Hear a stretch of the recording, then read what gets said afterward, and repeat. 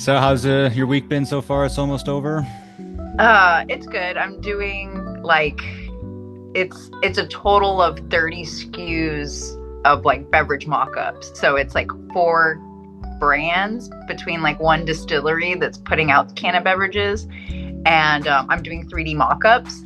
So like I have to like check off each one, but I'm doing them in a way to like show condensation, not show condensation, show maybe a little bit, show a ton, and then just like animate it, just like do gifs, and I have them just like dancing basically, and just stuff for like marketing that's going to get put into ads or whatever they need it for. So I'm just doing a ton of creative on just like what's the visual, what should I make it look like on these beverages that some are already in Total Wine on East Coast. So it's kind of cool to see something existing, but so that's what I've been working on. But yeah, that's been my main thing this week, and then yeah, just other creative and sales and stuff I'm trying to do, some other packaging design. But I'm all freelance, so it's kind of like what I get and kind of what I want to spin and stuff. But it's always in like food or cannabis, so cannabis stuff's always more fun. So Definitely. How'd you get into that? That sounds pretty cool. with design, it's just self-taught. So yeah, I ran an edible business from, this is actually the anniversary 2 months ago of shutting it down a Oh decade no. ago. Yeah, Washington went wreck. It was totally like living in the work facility where like we made beverages and everything, and then just not having funding from investors anymore, like where it was going to keep going. And I was pregnant with my kid, so it's like not going to happen. So we shut down. Dream Cream. It's like a very niche, popular. We did a cafe sativa and an indica chai bottled beverages. Really popular.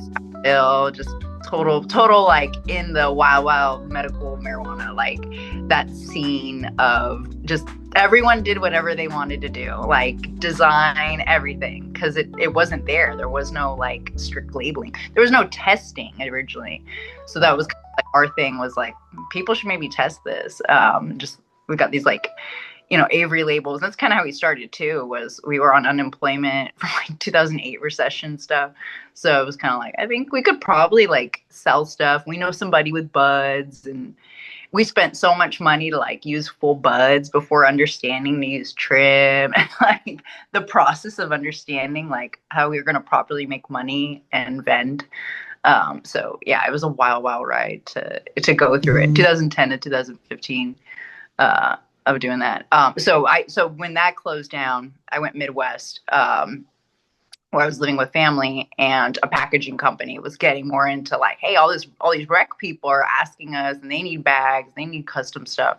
So they had me handle like a lot of sales, and then I worked a lot of cannabis people and fertilizer companies, like Roots Organic and stuff, and just Nice. making sure, I understood what they needed and the templates and getting it done. And then the CEO just kind of always just kind of let me do sales. So I do a lot of stuff for just for brands, for CPG stuff, for fun stuff, Absolute Vodka, like just wanting to do something in Miami and do like a new flavor in like a pouch that's going to look like a grapefruit, for a party, like not even to retail it. So just stuff like that, where they'd be like, if you want to do the creative, you could do it. So just being self-taught, I paid for like a lot of design classes that way, and then I would do that. And then I moved back to Florida because of that. So I came back right before the pandemic. So then they closed down. And then everyone was just kind of sitting on stuff like, well, we still need visuals, or we need to do things before we can order packaging. So then all my freelance just grew of just people generally coming to me being like, well, we have to do pitch meetings or whatever it is. So if it's food or like cannabis, I'd be like, all right, let's kind of look at the problem backwards, and like, what do you need to do? What do you need do you need like a physical mock-up that you need to take to, a trade show? Do you need to meet with investors? Like, what do you need to kind of solve those problems? But so that's all those stuff that I've done, and it's always like, it sounds like really following brand guidelines, so it can be really strict. So as much as it can be fun, it can be really like, hey, you're going to work on this tea called Animate Tea. And then I like make gifs of the birds flying, and they're just like, girl, chill. Like, what are you doing? Like, we want just the packaging. We don't want all that. Oh wow. And I'm just going to do more my thing of like a lot of my illustration and stuff, and just my where we pause is just like being very me, where I'm totally, somebody knows me, I'm like, hey, you remember that time? And just kind of going back on like a lot of millennial stuff and Gen X stuff of music, movies, pop culture, like memes, and it's like a lot of stuff like I draw and do. I have a friend that he like sells just like wrestling stuff, but it's not like your top stuff. It's mid-card merch is what it is on Instagram. It's awesome. So it's like the craziest pictures of different wrestlers. And I was like, that's me, like getting knocked out or something. But like he silk screens like old shirts. So like this is like a really cool one. And I'm like, that's the vibe. Like the Steve Williams Dr. Death shirt. Like it's just, I want something that feels good. It's like people see it and be like, damn, like that's unique to something. So that's been my like angle of just being in Florida, and now I'm like around more wrestling people and like the whole area of just like going to shows more and stuff like that. It's been fun. So definitely. I think a lot of brands need to embrace that kind of like niche culture and just kind of like embrace those like the wild people that actually like their brand instead of trying to be like the brand for everybody. I see it in cannabis a lot, where I kind of describe it as like every brand's like the safety scissors you get in kindergarten. You know, they're super dull. They're not really going to hurt anybody, but they're not really that effective either. We need some like cooking shears, you know, some sewing shears in the industry. Someone that might cut you, but they're actually really effective and they're really cool, you know? Yeah.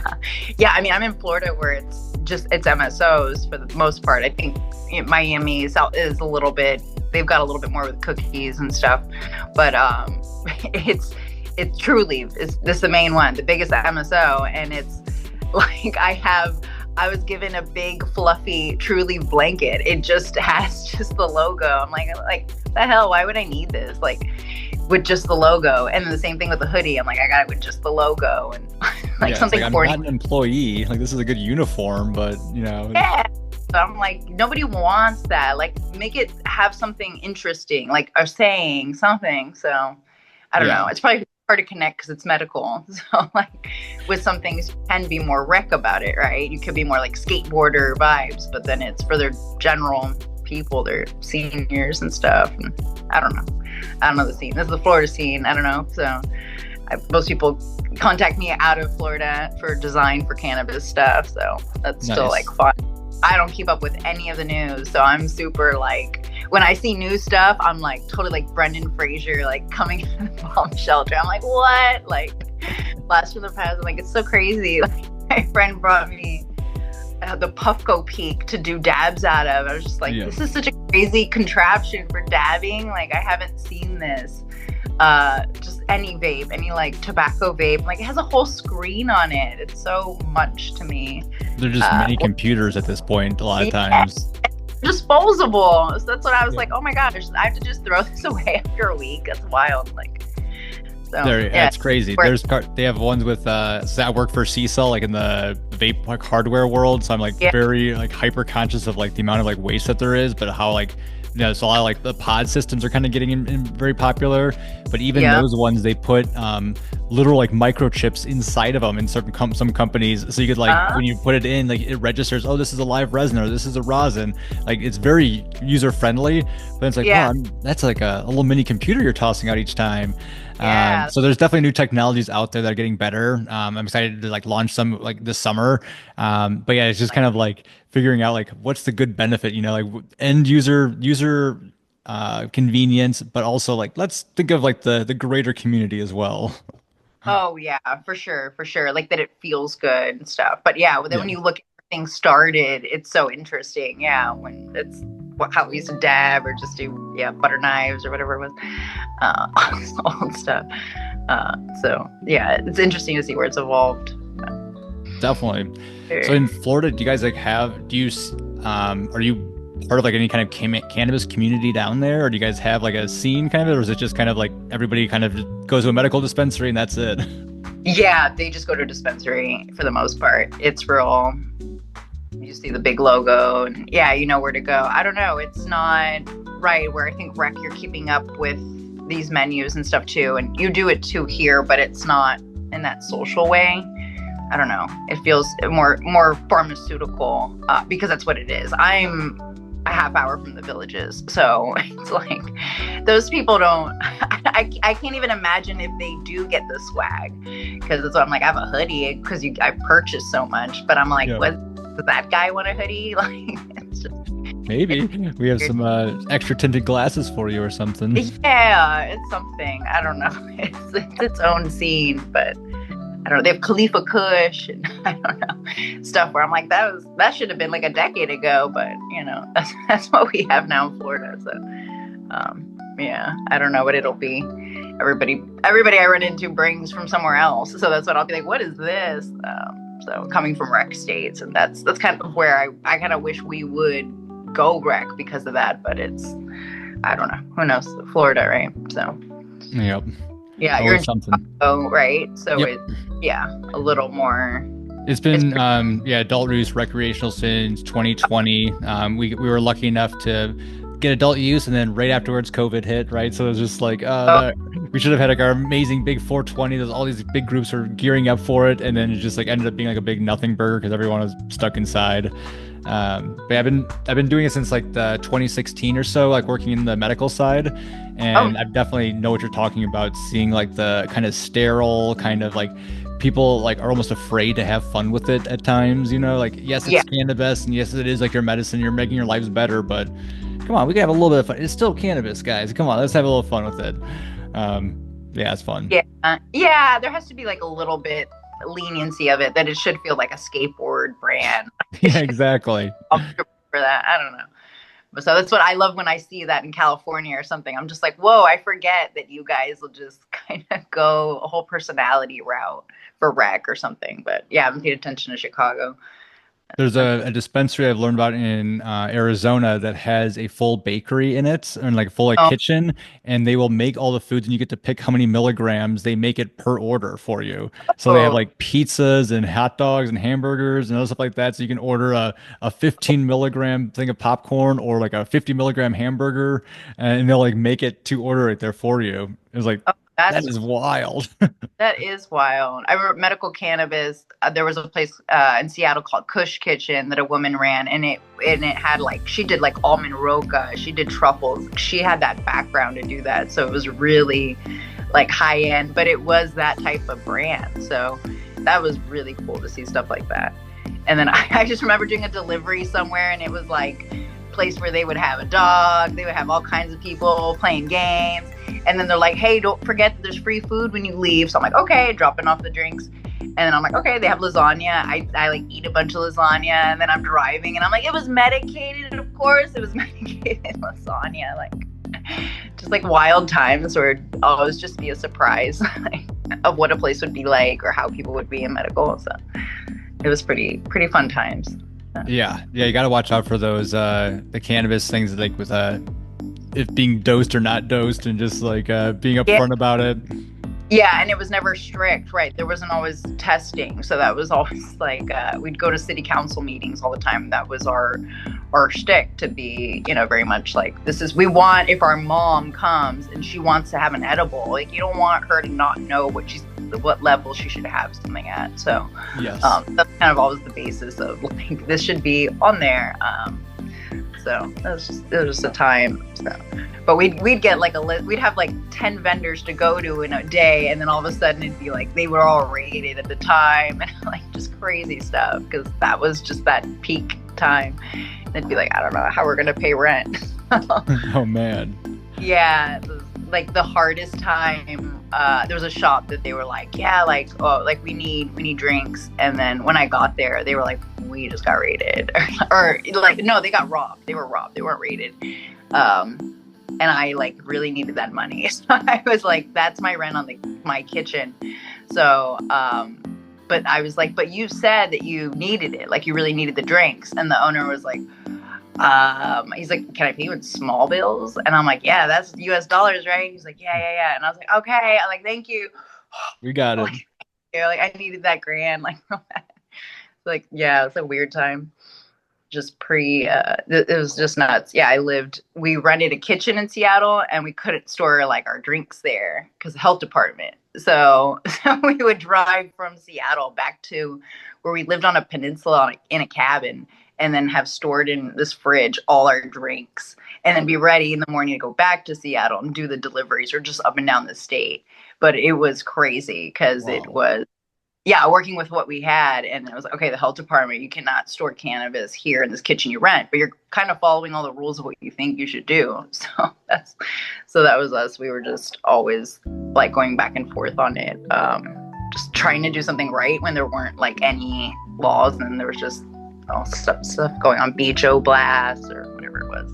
Yeah, good that's stuff. like the ironic thing with a lot of like half of the cannabis people are like trying to figure out the rules so they can follow them, and then the other half are just like, fuck those rules, and I don't have to abide by them. And it's just like, come on, no, like there's a happy medium. Like, let's just figure out what the rules are, and then everybody just follow those rules. Oh yeah. Sure. Yeah. It's always something to learn. So it's interesting. Yeah. For me too. It's when I get design, I know somebody, they needed labels in Vermont when they went rec, but those can't be, the packaging has to be recyclable. So it needed to all be labels. So we couldn't do custom bags. So that was cool. But I knew I need to go to where all the state guidelines are, because that's what I'm going to have to really follow to get the right packaging or ask any questions. Because Washington, the liquor department, whatever it's called, that's what changed to being who, managed everything. So I would have to email them and just be like, hey, this is going on the label and stuff. Like, is this cool to print? That was, it's its own learning of it, med to rec. So I mean, that's a huge job. There's, in most production companies, that's someone's full-time job, is just like making sure those labels are compliant and then just like double checking it. It's pretty wild to hear, and especially if you're working for like a large MSO and then like you're in charge of packaging, and then like, okay, we're in 17 different states. That means we have 17 different packaging, and like there's different labels, and like if they get custom printed bags, that's 17 different orders, and it is like so much to keep track of it. If you're a good designer yourself and you already have that compliance, like, that's very valuable. Oh, for sure. Or just knowing where to go. So that's where it's, people get excited about the design, but then it's also like, okay, but what do we really need to have on this? What's going to be consistent in the print of what you need, or like, where do you need that space to apply? Now the labels of like every printout for that, customer that's going to have the testing in their name or whatever it is. Because it is pretty much that at this point. Everyone's testing it, so everyone needs something they can put on top of it. But yep, it's, whereas it used to be like, like just knockoffs of like Reese's, reefers, like just everything. Just people were like, we'll just do it, like everything. Rice Krispies treats, like everything, just some slight mod version, and people just like boldly did that just like all over the West Coast. And I think I still see stuff come where people, where is this coming from? Like who puts their confidence into wanting to print this and then know that they'll sell like a ripped version of it? But I don't know, they just play with just hoping to not get caught or something. So. Ignorance is bliss sometimes. And then now more mushrooms and stuff too. That's all, I don't know, blown up too. So I feel like in Oregon, so I've seen stuff that looks like it should be in Whole Foods, chocolate. So it's really neat to see, the evolution of a lot of the design. I'd love to just see a good capsule if somebody would just do, what something looked like however many years ago, and those old labels. And what was it? Bong beauties, like just this whole scene of stuff where I'm sure there is still a bong beauty scene. I just don't know that as much as like, as it was. Yep. For sure. Yeah, it's definitely things it's the evolution is so interesting of cannabis, just seeing it change, and just it highlights all the different like regulations and rules, and working together as a community, and it brings in all these different industries like packaging and printing, and it's so interesting with all of it. Oh yeah, but personalities, like everybody, what relationship people have with it. So it's nice because I don't know, I guess I feel like a lot of the stereotypes not there anymore, because everyone, my mom is a medical card, just like just people that would never like touch anything before. Then I was like, oh, I take gummies for sleep. I'm like, oh, I didn't know that. Okay, cool, mom. Yep. It makes it so the normalization is definitely like the tide is turning for sure. Yeah, yeah, it's nice. Then it makes it where you can work it into an event and stuff, or gathering or whatever it is. So We that's had cool. a murder mystery party that my wife planned last like December. We had a bunch of like friends and family over for it. There was like 20 people or so that we had over, and a third of them didn't drink at all, right? So they were just Oh, I brought nice. some edibles, I brought some joint, I brought a vape or something like that. It's like, Yeah, all right, cool. If you're smoking outside, just go on the balcony. You can eat your edibles inside. You can vape inside, whatever you want to do. And right. it's just really interesting to see just like the dynamic of the group just kind of shifting, like from 10 Yeah. years ago, everybody would just be drinking and getting hammered, and now it's kind of like, all right, no, I'm like, you can do that if you want. I might have a drink, or it's like, nope, no drinking for me, or no this for me, or just edibles, or just Yeah. vape. And it's very interesting to how like that's kind of changing.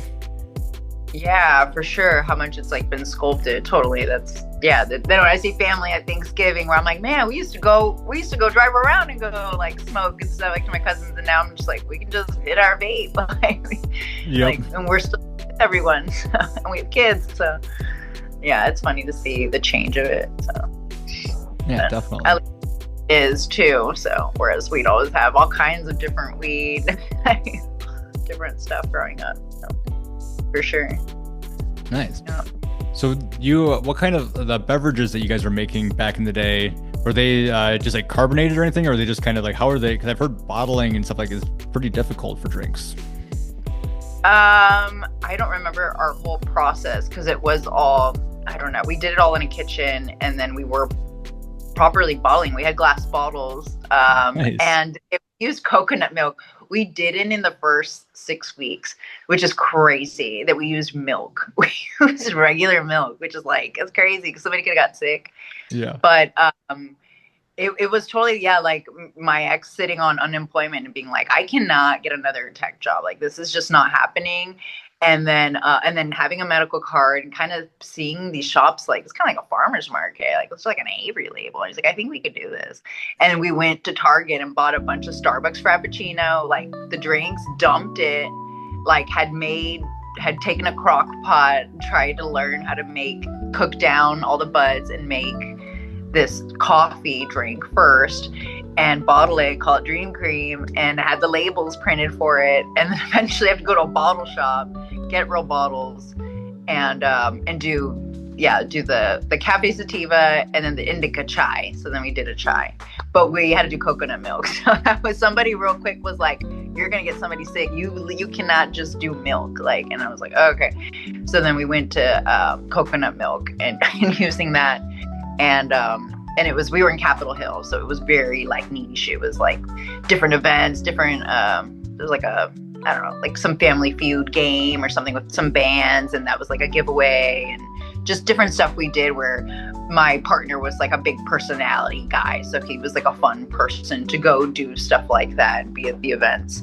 And then I'd just be labeling and figuring out what do we got to do with these bottles, or like redo on our labels, or like wait for the bottles to cool to label them because we had to wait to go get them printed. So it was really totally like bootstrapped how we did everything. And then we filmed stuff. We filmed stuff like History Channel. Like we were driving like our old Subaru and just like struggling, but like getting invited to like big events all the time, helping with stuff at High Times, Cannabis Cup, and just like seeing celebrities, but just being kind of in this mix of like, this is cool though. Like we keep getting to do something. We keep getting asked to do something, and get greenlit to be at a party or to get into a big shop. So that'd be a big deal to like get a new vendor. But yeah, we did the drinks, and then at a point we couldn't source. We never grew like successfully for the brand, so that was crazy because we lived in an apartment first, and then we moved, Yeah. and we had a cabin, and we rented a kitchen. So we worked always with a trim guy, and then I think we ran out of trim or something at a point. So then we went to making capsules called Power Ups. and then eventually just like bubble hash. We were really good at getting trim from a friend and just making a ton of bubble hash and selling it back for other people to use. Nice. So yeah, and then people would ask me to do a logo, do a pinup girl or something crazy. But I was super self-taught, so I'd be like hand painting stuff, just like no idea how to do it. Since when I worked for a packaging company, I was like, I need to take design classes. I need to understand like what people want, how to do it, and how to put it out, and not like do charcoal, cannabis, and all this stuff, which is good, but it's not versatile. So it's something we can hang up. So yeah, that was pretty cool labels though. Yeah, made some pretty fun labels. Ours were really simple and spacey looking. Yeah, it was a fun thing to go do for sure. It's a good brand, but nice. A decade ago, we shut down. So I was just looking at the dates and I was like, yeah, that's crazy. And that was like 10 years ago, because my eldest, she turns 10 March. So I was just thinking about those. Wow. Yeah, like the wrap up of it. And then I'm like, that's so crazy because we made the front page of the Seattle Times when we were like living in our cabin, when they were just doing something on regulation. And I'm just like, that newspaper just sits like in the way of my kids' art. Like it's literally irrelevant. And we never had, the only people that visited us at that cabin, it's such a scenically like nice spot because it's on the water and it's so cool. Like all this Dungeness crap, like all the stuff you can get there and at that where it's at in the peninsula. The only visitors was the Xfinity hookup, the Seattle Times reporter, and a trim guy. Like no one else. I can't share it with my sister or anything. I'm like, what a weird time of a spot where we live like really isolated here, just turning up music, like Felix and Friends, just hippies type stuff, getting stoned and just, like trying to figure out like what are we gonna do, like going around this cabin and stuff.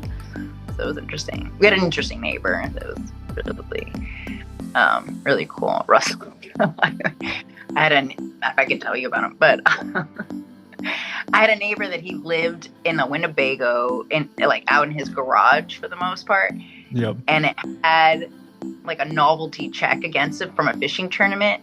And he would wake up to him shooting his gun because he would be shooting at bald eagles that he thought were going to take his dog. You would just hear this guy just being like, Charlie, Charlie. And then you just see this little rat terrier run up. And then he's like, oh, thank God. And wear like a Vietnam vet hat, but he wasn't a vet. He was just a California surfer. Like, all the time, I'm just like in my cabin, just watching Russell, like, what are you doing, dude? But then he'd see me and he'd be like, do you need firewood? I'm gonna go get some Dungeness crab. You want some crab? Like he got me for like Christmas Eve one year, a whole cooler full of Dungeness crabs, like 10 of them, all live. And then I took them to this event, to this house, and that was like my gift. That, sticks of butter, the stock pot, and then like the papers. And I was like, you guys are all gonna eat like kings. I'm like, this is all I can think of to do is I'm literally gonna bring you some of the best food like ever. Like how cool is that? Yeah, so that's the best. Yeah, so he was just like a funny retired neighbor where my ex ended up like moving us into a house thinking we could grow and then invest. So I'm like, well, I'm just staying at the cabin for now and stay on the lease and just work on my stuff. And so Russell would see me, you need firewood or something? Just like this only person I'd interact with. And we'd go and have Coronas on our deck all the time. And then eventually I was like, I need you to help me like move my stuff. And I ended up with like, before that, there's gooey duck. Do you know what gooey duck is? Mm-hmm. Yeah, they're all harvested there. And it's a crazy phallic looking.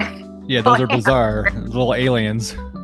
Do you know how to harvest them? You have to use a PVC pipe. So forever he was like, I'll show you how to do it. Like, I don't really know. And it was hard. He was like, he did 2 of them. He got me 2 big gooey duck. I'm like, all right. And I cooked it and it was just such a cool thing because it's so expensive. So it was like such a wild thing. That Russell helped me with that. And then he helped me move. And then I was like, let's have Corona and limes. And then I didn't have a knife like unpacked and he had a knife and he left it like by accident. So it's like I still have it. And I'm like, that's my Russell knife. It's like my like a little good luck charm. This person that like so odd, so weird, Yeah. but then we like just kind of met like in the right path where he was just funny person. I lived isolated, but the cabin was the landlord's brother owned it. That mainly that had lived there was a survivalist, and so it was all like wallpapered in like old National Geographics and old art, like stuff you couldn't move. So it was its own like thing itself. That sounds awesome. Yeah, it's really cool. So I always like write it out and stuff because I'm like, it's so weird. It's such a weird spot. But yeah, then I'd just be quiet and just be like depressed because you're working in cannabis and how do you tell your parents you can't like a shop closed down, you can't, make rent. They're just kind of like, go get a job, go get a normal job. Like they don't understand this uphill thing you're trying to do. They're just sending me pictures of the sunset at the beach and being like, well, wish you were here. I'm like, no, I'm doing something else. I'm over here. Yeah, try to make something. Yeah, so that's funny. Yeah, totally. My dad doesn't get it. He's super with a company. So my dad's worked for Motorola as like on the first cell phones. So oh, wow. It's like, yeah, I grew up with like very cool early tech, and that's like my memories are like his office of like all the patents, and like he would come home from like an event and throw like a neon promo pager in the pool, like so vaporwave to like look back at that stuff. I'm like, who wouldn't want that stuff now? Like it's so like in trend, have that style. Oh yeah, so, definitely. Yeah, he did Motorola to then XM satellite radio when I was like 13. So then that was cool because I got to like sit in the rooms of like trying to understand the music of what they were trying to put on the channels. And oh yeah. Yeah, it was super cool. That sounds pretty cool. Yeah, it was a cool upbringing. So that's my dad's total, as I was saying before, work hard, play hard type of person. Like he's he would have a birthday party or something. He invites like all his engineer friends, all my family, everyone, and he takes a big table and he'll make 2 table long subs. He has a cotton candy machine around, like all this stuff. So just but he worked for that. He's a self-taught engineer. Like his first job was at the Kennedy Space Center. Oh wow. And Coast, and as an engineer, and he lived with a girlfriend at the house like on like near the ocean, and he's like you could lay in the living room and feel like when the rockets launch. So I was like, that's so damn cool. I like to be a surfer and do that. Yeah. And then I'm an engineer, so like his personality is such a big way.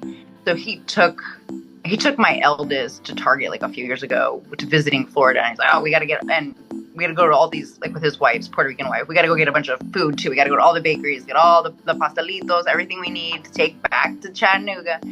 And we'll also go to Target. And my kid came home and she was like, Grandpa is so cool. Like he just buys stuff, or he just gets excited, or he just wants to go another place. She was like, he's really like a party king. And I was like, he is. That's totally my dad. And then I was like, that's totally him, where like looking at things, I'm like, I would make like a good kind of like boar's head type of sandwich sprinkle and do that. Like it's the backstory is cool, but I need to have a character. So I just always think of like just like a dog or gator, like on like a busted lawn chair. It's just kind of partied out, but it's a feel good thing. It's there should be like some kind of good for you something to it, mushrooms or I don't know, but I'm always trying to work on it because it falls under cottage law. So I'm like, okay, learning about spices, learning what I could do. I'm like, I can do it with, but you have to put in a lot of love and marketing effort, want to do it. So that's anything that's people they get it invested in, but they also just care a lot about it if they're doing it. So I'm really gotta work more on something like that, but that's an idea. Definitely. I mean, that sounds like a good one. It kind of incorporates a lot of your past experiences and whatnot. Yeah, it's fun stuff. So for sure. Yeah, my dad's got his personality, my mom does, just everyone's a character in my creative life that I bring in. So yeah, that's fun. I have a lot of creativity in my family as well, and it's kind of interesting when people get together and see everything that's their outputs. Oh yeah, for sure. Yeah, especially like relating on stuff. So my dad works for GE now, he's an engineer there. So nice. I'll call him, and he's working on like smart stoves and just weird stuff where I'm like, I would never cook that way.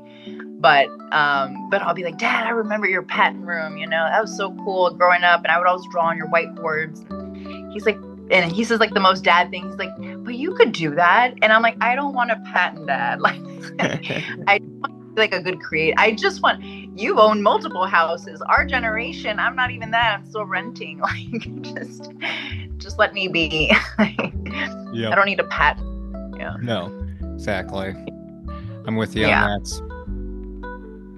Yeah, it's something. So Cool.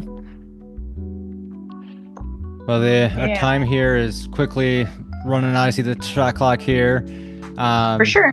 If someone wants to reach out for some of your design skills or wants to get in touch with you that way, how would they find you? And my website's the best one, just to go to wherewepause.com. So Nice. for sure. Very cool. Yeah, it was fun. I was checking that earlier. Oh, nice. Yeah, it's just a simple one. It's not all my cool stuff, but yeah, you can always email me, and then I usually have separate cannabis spreads and stuff. So I just haven't thrown it all on there. But Nice. yeah, Definitely. my Instagram for sure.